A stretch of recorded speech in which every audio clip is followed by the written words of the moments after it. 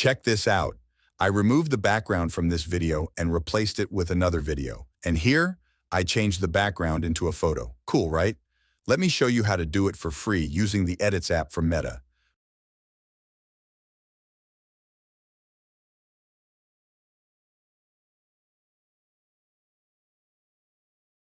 First, open the Edits app. Tap the plus button and choose your background. You can use a video or a photo as your background. Next, add the video that you want to remove the background from. Select the video layer, then tap Cutout. Edits will automatically detect the subject. Just wait a moment while it processes. If the cutout is not perfect, tap Select manually. Tap the plus icon to include areas you want. Tap the minus icon to remove mistakes.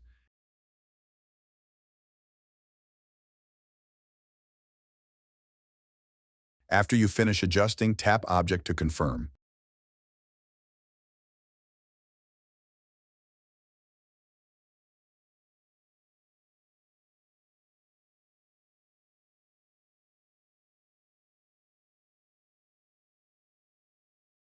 Now you can move your subject, make it bigger or smaller, and place it anywhere you like.